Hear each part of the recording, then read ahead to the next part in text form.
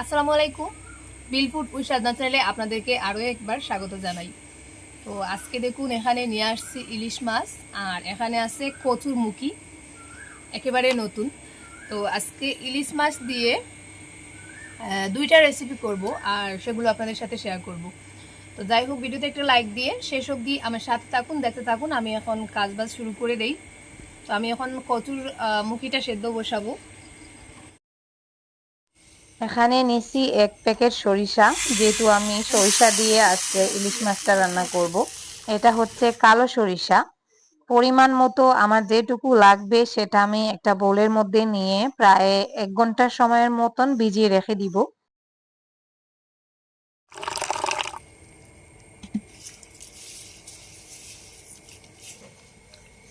এদিকে নিছি কচুর মুখি। তো অনেকে এটাকে কচু বলেন, আমরা এটাকে কচুর মুখি বলি। তো যাই হোক, যেটাই হোক, নামে কি এসে যায়। এগুলো দেখতে অনেক বেশি সুন্দর, মনে হচ্ছে নতুন উঠানো হয়েছে বাগান থেকে।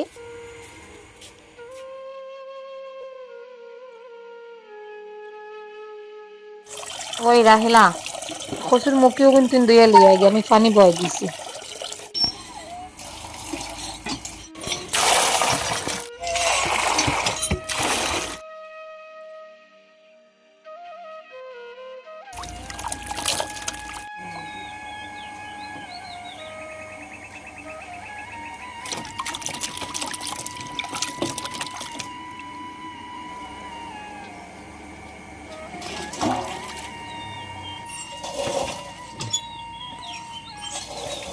এখানে আমি 6 পিস ইলিশ মাছ নিয়েছি। ইলিশ মাছের সাইজটা অতটা বড় ছিল না, 700 গ্রামের ছিল। তো যাই হোক, আমি এখন মাছটাকে একটু হলুদের গুঁড়া, লবণ আর মরিচের গুঁড়া দিয়ে কিছুক্ষণের জন্য মেখে রেখে দিব।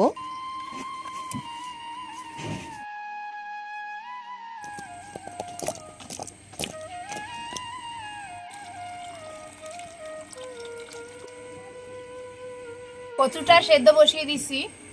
তো এটা এদিকে সেদ্ধ হতে থাক, আর আমি ওদিকে সরিষাটা বেটে নিব।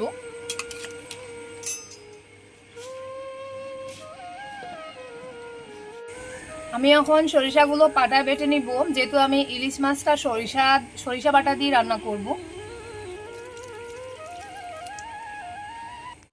সময় কম থাকার কারণে সরিষাগুলোকে আমি মাত্র 8 ঘন্টা সময় ভিজিয়ে রাখছি। তাই এখন অল্প অল্প করে পাটায় নিয়ে বাটতে হবে।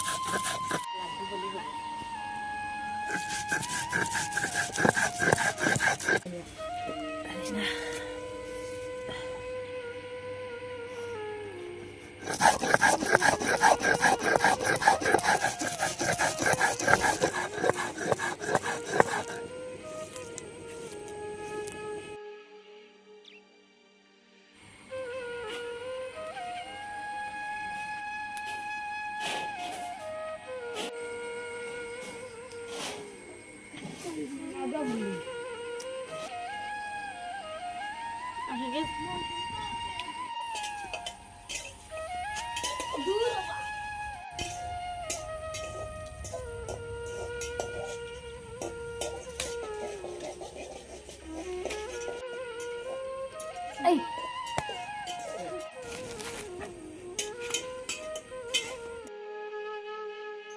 এই যে আমার সরিষার পেস্টটা রেডি। সবকটা সরিষা বেটে তারপর একটু পানি দিয়ে গুলে রাখছি। কচুগুলো সেদ্ধ হয়ে গেছে, এই যে হয়ে গেছে। এখন নামিয়ে নিচ্ছি। আস্তে আস্তে আস্তে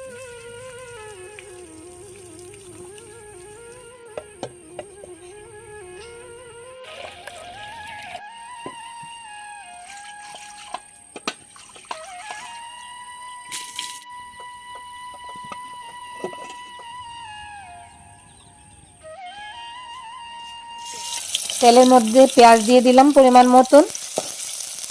পেঁয়াজটাকে একটু লাল করে ভেজে তারপরে দিয়ে দিচ্ছি রসুন। অল্প একটু রসুন দিলাম, তারপরে দিয়ে দিলাম একটা তেজপাতা। একটু পানি দিয়ে এখন গুঁড়া মশলা দিয়ে দিব। যদিও আমি অতটাও প্রফেশনাল রাঁধুনি না, আমি এখানে কোনো রেসিপি আপনাদের সাথে শেয়ার করি না। আমি জাস্ট আমার গ্রামীণ জীবনের গ্রামীণ রান্না করে রান্নাবান্নাগুলোই আপনাদের সাথে শেয়ার করি, মানে আমরা যেভাবে খাই সেটাই আপনাদের সাথে শেয়ার করি। তো যাই হোক, মশলা টশলা দিয়ে আমি এখানে 2টা বেগুন কেটে দিলাম, তারপরে দিয়ে দিলাম সরিষা বাটা, বাটিটা ধুয়ে সরিষা মাখা পানিটাও দিয়ে দিলাম। এখন একটু সময় জাল দিয়ে তারপরে মাছটা দিয়ে দিব।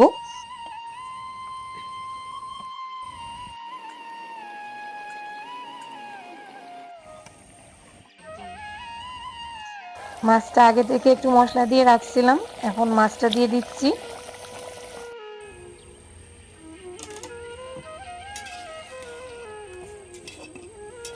শেষে একটু কাঁচামরিচ দিয়ে দিলাম। বেগুনগুলো সেদ্ধ হলে তরকারিটা নামিয়ে নিব।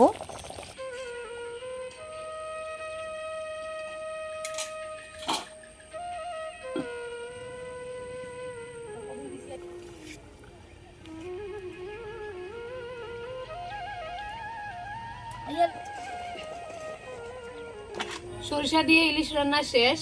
এখন এদিকে কচুর মুখিগুলো চুলা হচ্ছে, তো এটা আমি নামিয়ে এখন কচুর মুখিটা রান্না করে নিব।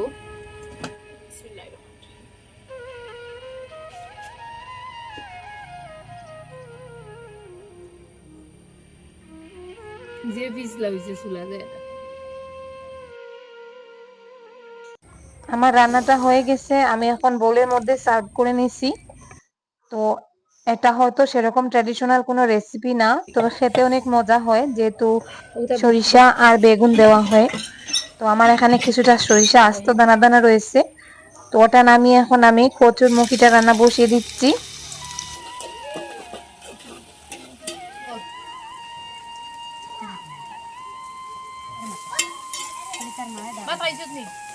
পেঁয়াজ রসুনটা ভাজা হয়ে গেছে, এখন সামান্য একটু পানি দিয়ে গুঁড়া মশলাটা দিয়ে দিব।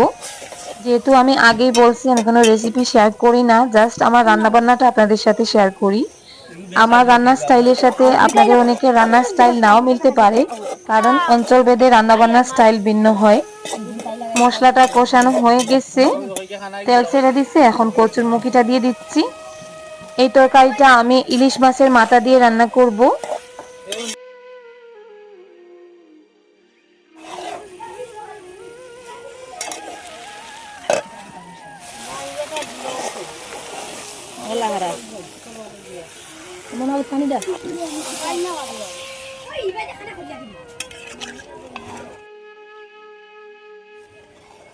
ছাগল হুড়ি গিয়ে ঘরে যাওয়া ইয়ার ইনো ভিডিও থামাই দিবে, ঘরে যাওয়া ইয়ার।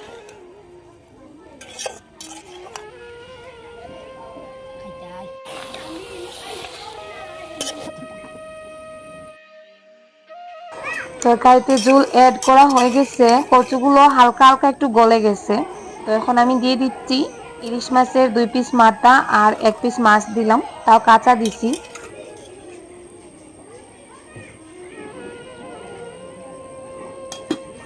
তরকারিটা নামানোর আগে আমি সামান্য একটু ধনিয়া পাতা দিচ্ছি ভালো ফ্লেভারের জন্য। গরম গরম ভাতের সাথে আমার রান্না বান্না শেষ আজকের মতো। তো যাই হোক, আজকে রান্না বান্না এই পর্যন্ত। তো আমি এখন সবার আগে কচুর মুখি দিয়ে ভাত খাবো, কারণ এটা আমার কাছে বেশি ফেভারিট। খুবই মজা হয়েছিল, বিশেষ করে এই কচুর মুখিটা। তারপরে এটা একটু টেস্ট করলাম, এটাও ভালো হয়েছিল। ধন্যবাদ সবাইকে আমাদের ভিডিওটা শেষ পর্যন্ত দেখার জন্য।